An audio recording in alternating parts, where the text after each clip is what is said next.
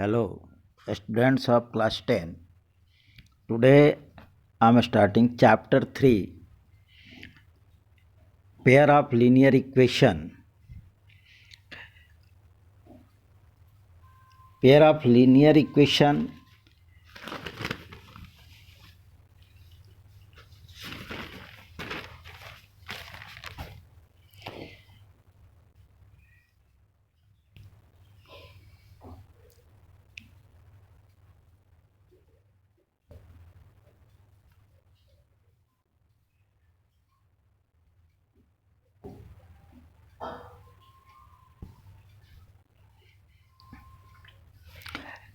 of linear equation in two variables.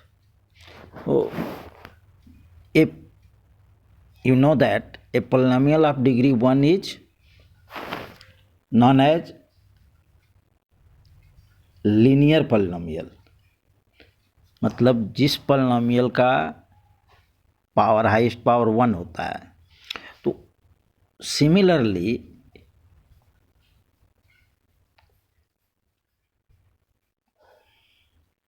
linear equation is a equation of linear polynomial. उसी तरह से linear polynomial जो है उसी का इक्वेशन हो जाता है. तो इक्वेशन में क्या होता है कि दो साइड्स होते हैं. आप लोग जानते हैं LHS और RHS दो साइड होते हैं. तो लीनियर इक्वेशन में बी one variable and two variable. Linear equation जो है वन वेरिएबल भी हो सकता है और टू वेरिएबल्स होता है. जैसे वन वेरिएबल का एग्जांपल मैंने यहाँ दिया है 3x + 2 = 8 और 2y - 4 = 6. तो ये वन वेरिएबल का एग्जांपल हुआ. यानी या तो सिर्फ x रहेगा या सिर्फ y रहेगा या और कुछ दूसरा लेटर रह सकता है, लेकिन एक साथ दोनों नहीं रहेंगे. टू वेरिएबल्स में होता है x + y. है देखिए x + y = 5, यानी x भी है साथ में y भी है. उसी तरह से दूसरा इक्वेशन एग्जांपल दिया है 2x + 3y = 10. तो यहाँ भी x और y है. तो इस तरह से जिस इक्वेशन में x और y ये दोनों रहेंगे या a b दो ठो रहेंगे, दो ठो कोई भी तो ये वेरिएबल है.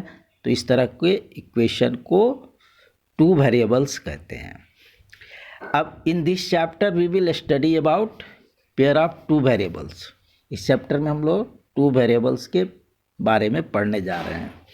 सो linear pair of equation in two variables, equation of two variable will together. जब ये टू वेरिएबल्स का पेयर है तो देखिए यहाँ पर दो इक्वेशन लिए हैं ना, x + 2y + 5 = 0 और एक दूसरा हो गया 2x - 3y + 7 = 0. तो ये दो ठो लीनियर इक्वेशन हुए और उसका पेयर है, तो इसलिए ये pair of linear equation in two variables, यानी इसमें x भी है और y भी है. अब इसके बाद देखते हैं क्या किया जाता है कि हम लोग we will have to find the solution of this system of equation. ये जो इक्वेशन दिया है ना, इसका सॉल्यूशन निकालना होगा. और सॉल्यूशन कैसे आता है? तो pair of value of x and y, इसमें जो x और y है उसका हमको वैल्यू निकालना होता है और वो वैल्यू दोनों इक्वेशन को सेटिस्फाई करे. यानी x और y का जो वैल्यू आएगा प्रत्येक इक्वेशन में हम लोग रखेंगे तो उसका मान दूसरे पक्ष में 0 है तो 0 आ जाना चाहिए. तो इस तरह से एक ही मान x और y का जो रहेगा उसी से दोनों इक्वेशन सेटिस्फाई होंगे, तो उसी को वैल्यू कहते हैं या उसका सॉल्यूशन हुआ. That equation that will be solution. x y का जो वैल्यू निकलेगा उसी को सॉल्यूशन कहते हैं. अब आगे कहता है कि according to value there are 3 types of linear equations.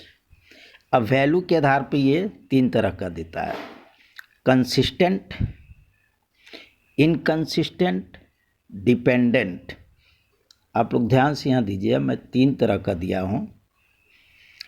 Consistent किसको बोलेंगे कि if a linear pair of equation has at least one solution called consistent. जिस लीनियर पेयर का जो सॉल्यूशन कम से कम एक बिंदु पर काटता हो, एटलीस्ट वन सॉल्यूशन होता है उसका, यानी x का और y का एक डेफिनेट वैल्यू रहेगा। इनकंसिस्टेंट में क्या होता है कि if a linear pair of equation has no solution, ऐसा लीनियर पेयर जिसके x और y का कोई सॉल्यूशन नहीं होगा, यानी x और y का मान जो रखेंगे उस दोनों इक्वेशन को सेटिस्फाई नहीं कर पाएगा, तो उसको इनकंसिस्टेंट बोलते हैं। साथ में तीसरा जो दिया हुआ है डिपेंडेंट, देखिएगा शायद आपकी किताब में है या नहीं। If a linear pair of equation है infinitely many distinct common solution, जिस लीनियर पेयर ऑफ इक्वेशन में अनेकों दोनों का अलग अलग लेकिन कॉमन सॉल्यूशन होगा, x और y का जो वैल्यू आएगा सेम दोनों में एक ही तरह का आएगा, तो वो होता है डिपेंडेंट। और ये जो डिपेंडेंट है इसको याद रखिएगा कि ये भी एक तरह का कंसिस्टेंट है। Remember, dependent equation of linear equation is always consistent. इसको भी जैसे कंसिस्टेंट में क्या दिया कि एटलीस्ट वन डेफिनेट सॉल्यूशन होगा, और इसमें क्या हो जाता है अनेकों सॉल्यूशन होते हैं तो ये भी कंसिस्टेंट के अंदर ही माना जाता है, लेकिन इसको डिपेंडेंट बोलते हैं क्योंकि दोनों एक दूसरे पर आधारित हैं। अब इसका नाउ ऑन ग्राफिकल रिप्रेजेंटेशन, अगर हम लोग ग्राफ पेपर पर इसका लाइन खींचेंगे, रिप्रेजेंट करेंगे, तो प्रत्येक लीनियर इक्वेशन का एक स्ट्रेट लाइन होगा, विले स्ट्रेट लाइन। अगर 2 ठो है तो 2 स्ट्रेट लाइन होगा। There will be 2 straight line of a pair of linear equation in 2 variables. Okay, so these 2 lines on a plane only of the following 3 possibility can happen। अगर ये दोनों line खींचेंगे तो ये जो नीचे दिया गया है ना, इसी में से कोई एक सम अवश्य होगा। जैसे पहला क्या है कि 2 lines will intersect at one point, ये दोनों लाइन क्या करेंगे, हो सकता है कि एक बिंदु पर एक दूसरे को काटें। नंबर 2 में क्या दिया है कि 2 लाइन्स विल नॉट इंटरसेक्ट, वो कहीं काटेंगे भी नहीं, अर्थात आई का मतलब हुआ it is to be established, मैंने अर्थात दे आर पैरेलल। अगर वो नहीं काटते हैं एक दूसरे को तो वो पैरेलल होंगे। और तीसरा क्या है कि 2 लाइन्स विल कोइंसिडेंट, माने 2 लाइन होंगे दोनों एक दूसरे के ऊपर होंगे, माने मिल जाएंगे। तो इस तरह से इन तीनों में से कोई एक कंडीशन आएगा। तो इस वीडियो में आज इतना ही।